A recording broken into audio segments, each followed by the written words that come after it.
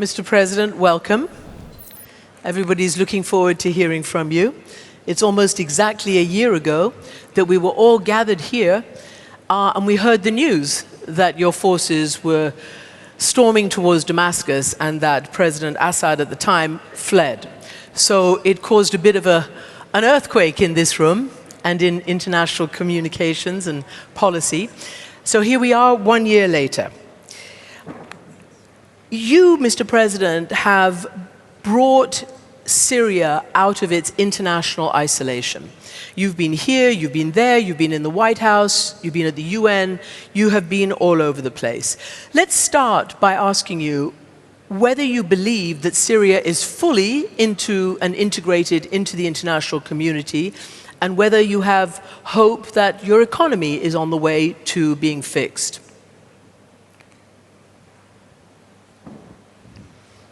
In the name of God, the most compassionate, the most merciful, first off, thank you for having me.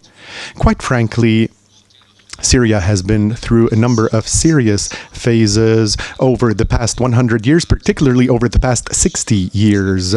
Syria was living in a strong and extreme isolation, and it was living through a stifling economic embargo. The policies of the former regime actually prompted the majority of regional players and international players to shy away from Syria, and as a result, the world was isolated from the Syrian reality, and Syria was isolated and deprived of the rest of the world. This time last year, yes, you were at the Doha Forum and we were getting ready to storm Damascus, and we probably changed the plans for the Doha Forum back then as we were advancing militarily on Damascus. And after roughly 2 days from today, we declared that we had entered Damascus. Over the past year, Syria managed to regain a large number of its regional and international relations and ties. And I think we have gone beyond the rapprochement phase, and everything we promised, I believe that we've kept since we entered Damascus. And this has managed to build trust between us and a large number of regional and international players. I believe we are definitely on the right path.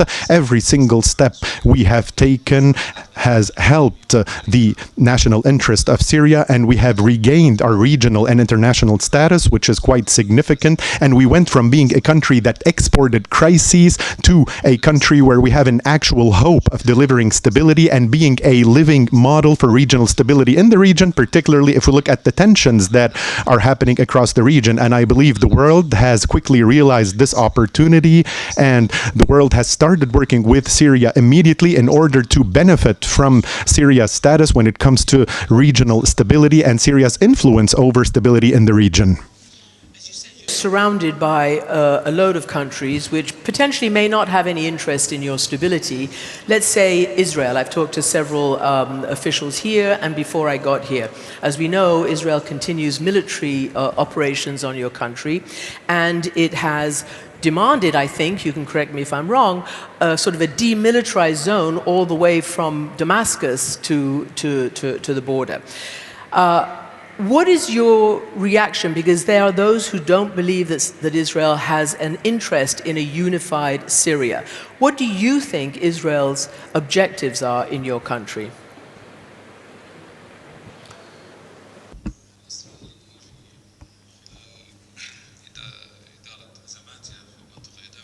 Israel, in managing its crises in the region, often exports crises to other countries and tries to run away from the horrifying massacres it committed in Gaza, and it does so by attempting to export crises.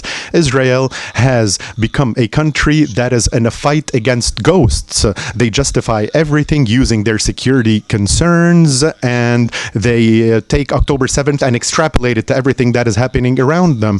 I believe that since we arrived in Damascus, we sent positive messages regarding regional peace and stability, and we've said very frankly that Syria will be a country of stability, and we are not concerned in being a country that exports conflict, including to Israel. However, in return, Israel has met us with extreme violence, and Syria has suffered massive violations of our airspace, and we've been victim of over 1,000 airstrikes and over 400 incursions, the last of which was the massacre that Israel committed in Beit Jin that left over 25 people dead.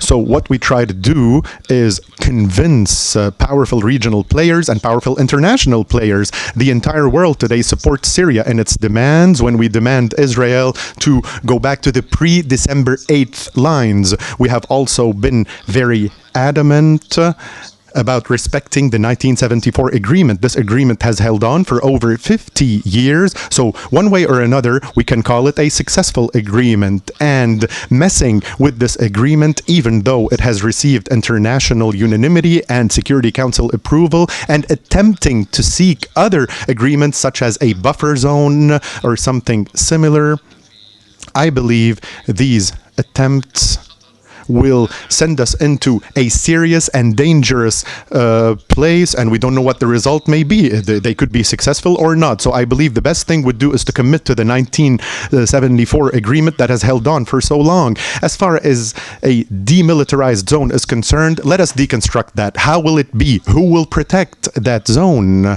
Israel often says that they are afraid of coming under attack from southern Syria. So who will be protecting this buffer zone or this demilitarized zone if the Syrian army or the Syrian forces aren't going to be there? So there are currently negotiations, and the United States is participating and engaged in those negotiations. And like I said, all countries support an Israeli pullout to the pre-December 8th lines, and everybody is okay with addressing logical and reasonable security concerns. And that's the key word here, reasonable security concern, in order to make sure that everyone is safe and secure. And just a reminder, it is Syria that is being attacked by Israel and not the opposite. And therefore, who has more right to claim a buffer zone and a pullout?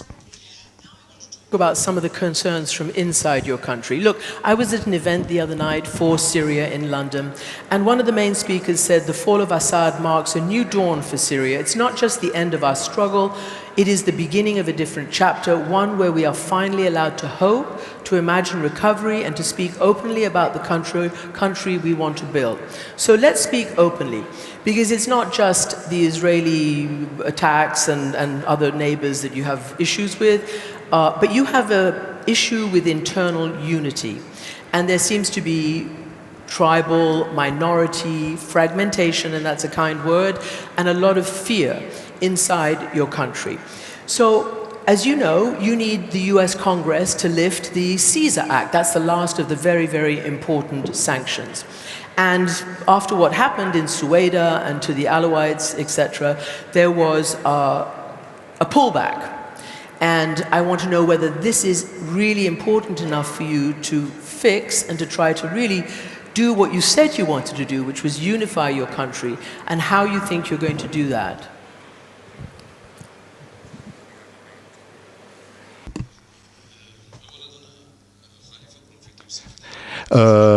First off, I disagree with the use of the term fear,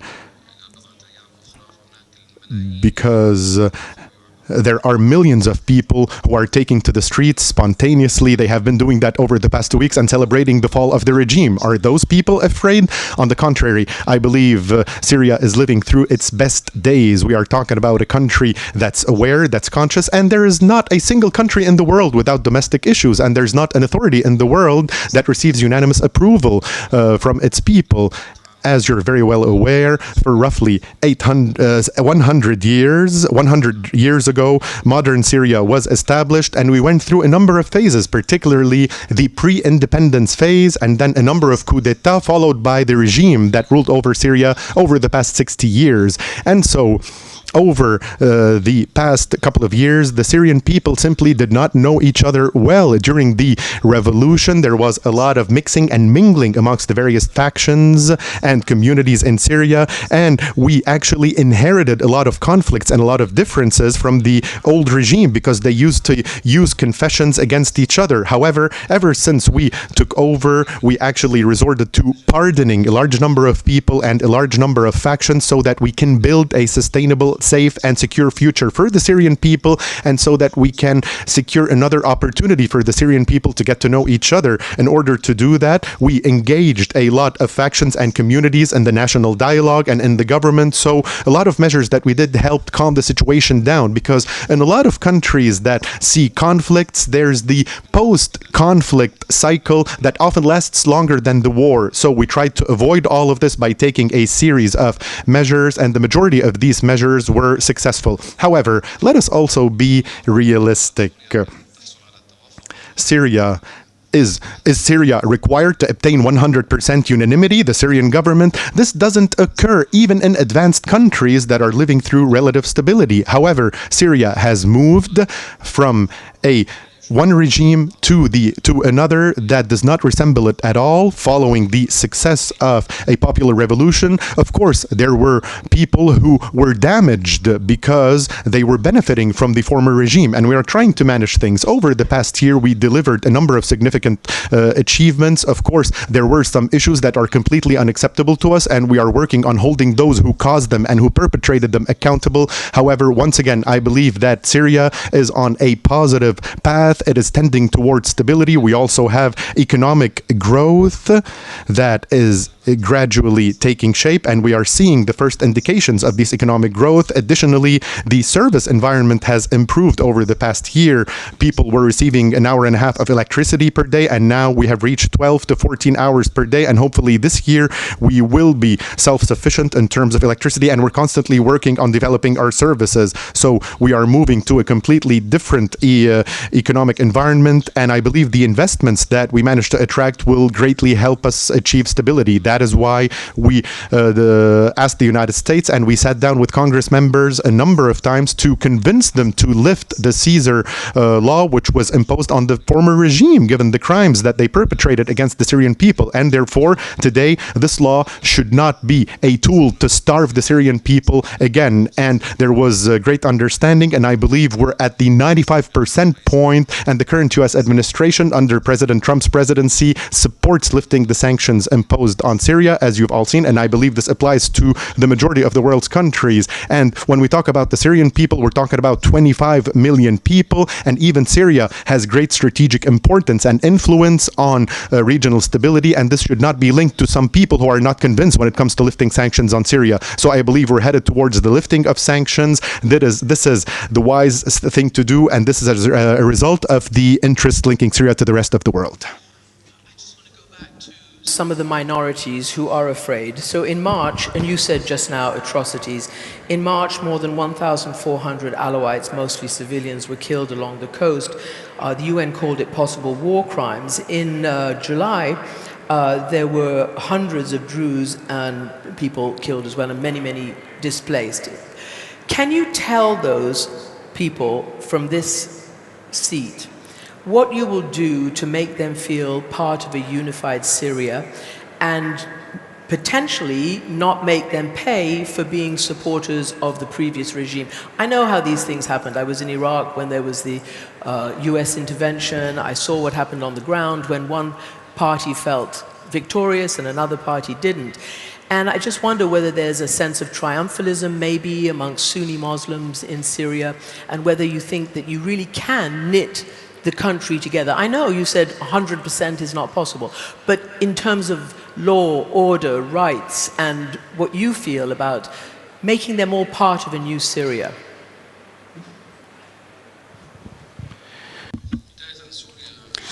First of all, Syria has defined peaceful coexistence throughout the years. And in the first event, 1,400 years ago, people were living in Syria very peacefully. So we can give lessons to the world and teach the world how to coexist peacefully. Today, we cannot say that this revolution, that the revolution in Syria was a Sunni revolution. All the components of the Syrian society were part of the revolution. The Christians were affected by the previous regime. Even the Alawite had to pay the price of them being used by the former regime. So I do not agree with the definition or with saying that all the Alawites were supporting the regime. Some of them were living in fear. They were fearing the toppling, or what will happen if the regime is toppled. When we went into Alawite villages, we saw a lot of poverty and problems. In fact, we have inherited a big problem where all of us are victims. It is a big problem that we need to deal with very wisely. There were confrontations, it is true. We have established a truth-finding committee. We know that there are some crimes that were perpetrated in the coast or in Suwaida, as you said. But this is, of course, not this is a negative thing, but despite the atrocity of what happened, and we are not justifying anything here, I insist on the fact that we do not accept what happened. But I say that Syria is a state of law, and the law rules in Syria, and the law is the only way to preserve everybody's rights. I do not like defining Syria as a place where several sects and religions live. We have legal experts, physicians, engineers. We have a lot of talent. So it is only normal for us to be a state of law. It is not a developing country. Maybe it is poor economically, but it is very rich in culture. So in reinforcing the rule of law, the principles of law, reinforcing also the role of institutions to build the new Syria is the way to guarantee everybody's rights and the rights of all minorities. We did enter into a dialogue with all the parties, and we tried to instill the spirit of participation and not just dividing quotas between the different religions and sects. So we are with the participatory approach to avoid what happened in Iraq, as you rightly mentioned. It is not healthy to divide authorities among different religions and sects. I think that governments and authorities should be formed by experts, by technocrats, regardless of their ethnicity or religion. So today you have several parties represented in the Syrian government in a participatory approach, as I said, and I think this is very healthy. Maybe Syria is proving once again that it is going in the right path. Maybe others will learn from us how to deal with crises and wars, the aftermath of them. I also think you have a lot of fans out there. I've spoken to some nationals, I won't name them up here, who say they want to learn from you. So I'm going to ask you another question. You are, I guess, the first Democrat with a small d who says you want to have participatory government, you want to have rights for everybody, you want to be a president for everybody, and you want Syria to be a nation of laws and civil society. That's hard. It's very hard. There are a lot of people who are wondering whether you do actually, because you know in this part of the world some people get into power and stay forever. Do you see elections as a means to an end for your nation, or is it about, you know, staying for a long time and consolidating all the power you can? I'm just saying because that's what happens in this part of the world a lot.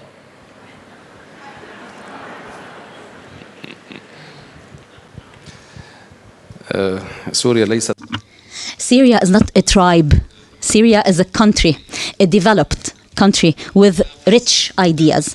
Of course, there are differences, as is the case with many authorities around the world. We know that the authority is always linked to the culture of the country and what happens before this authority came into power. The Syrian system is based on elections. Maybe elections were used in the wrong way, let's say, in the previous times, and I do not believe we are ready right now to undertake elections, parliamentary elections, but still we did this in a way that is compatible with the transition phase. And I think that the principle of people choosing their leaders is a basic principle. It is even a part of our religion in Islam. We rulers have to gain the satisfaction of the majority of people in order to rule properly. So this is what we believe in, and I think that this is the suitable path for Syria. I think that Syria should not be, or building Syria should not be linked to people or individuals, but rather institutions. This is a challenge for the 4 or 5 years to come, because we are rebuilding the country, rebuilding our laws, redrafting our laws, while relying on the rich cultural heritage of Syria that dates back to thousands of years. So I think that Syria will move forward on this path, and it is a healthy and good path. Building institutions in Syria will guarantee the continuity of the state, not relying on people, because a person can fall sick, they can die, so you cannot link a whole people to one person. That is very risky. Even developed countries that still have kingdoms today have their systems, their institutional systems. So it is not wrong for a country to be a kingdom, but Syria is in a different place. It is a republic. So whether it is a kingdom or a republic, the important part is to have an institutional system that does not rely on people. Like a broad idea of when we'll have actually proper representative elections, like for a president or a prime minister? You say it takes a while, but how long would you say?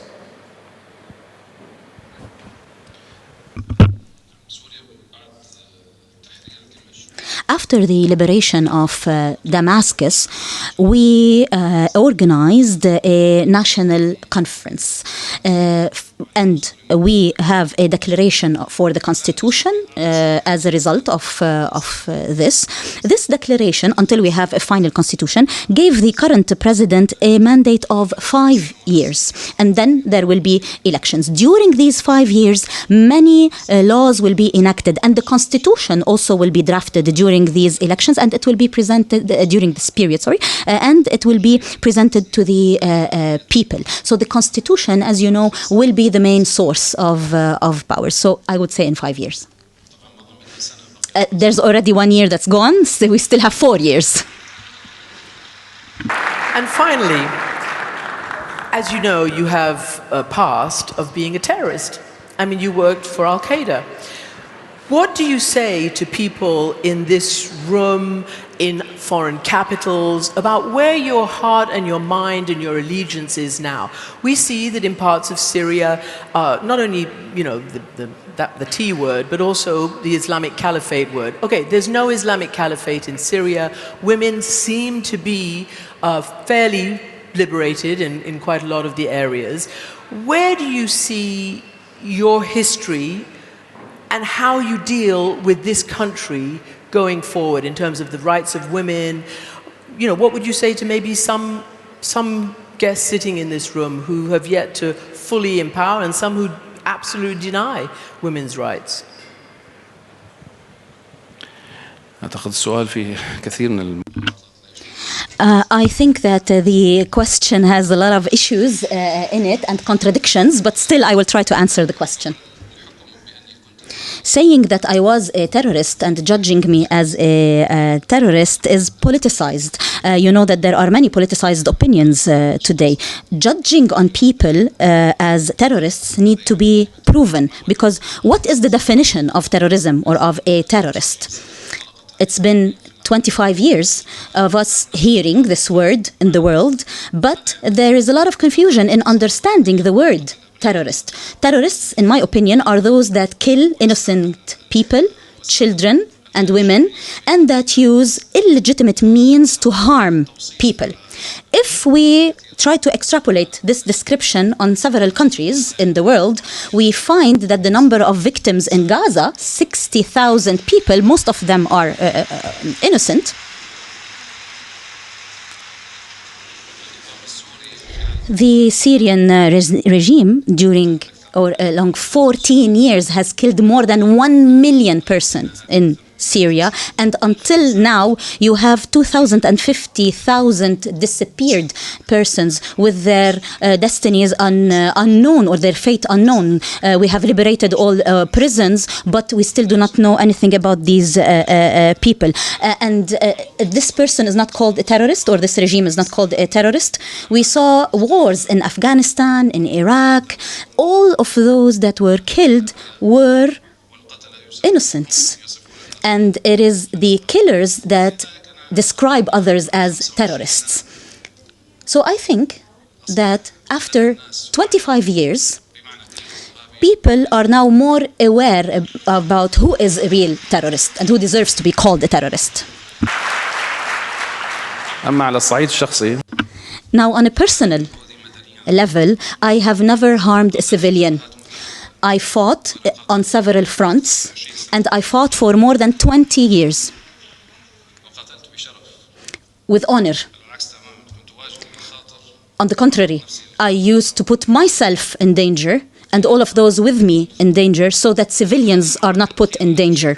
And the last battle that you saw while you were sitting here in Doha, and you said that the agenda was deviated, I think that it was a merciful battle. Have you ever seen a terrorist that prepares a whole plan for 11 days to enter big cities like Aleppo, Deir, Raqqa, Damascus, Latakia, Tartus, and Suwaida without one person being harmed?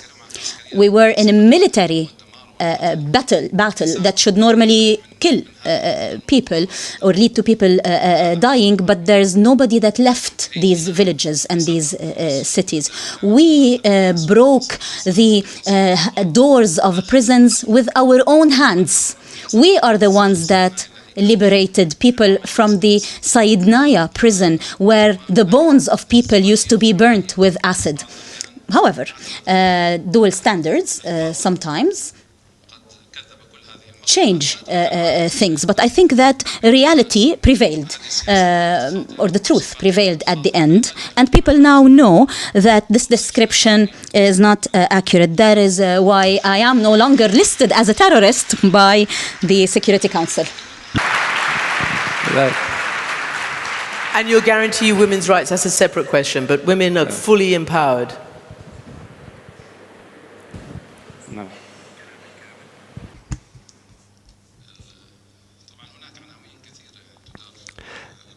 There are a number of headlines that are being circulated, but women are empowered sort of automatically in Syrian communities. When we were in Idlib, we actually established a major university in the city, a major university with roughly 26,000 students, 2/3 of whom were women, and women were studying at those universities so that they could later join government institutions as employees or join the job market. So I believe Syrian women are empowered, their rights are protected and guaranteed, and we constantly strive to ensure that women are fully participating in our government and our parliament as well. And I believe you should not fear for Syrian women, fear for Syrian men. Thank you very much indeed. شكرا. Thank you.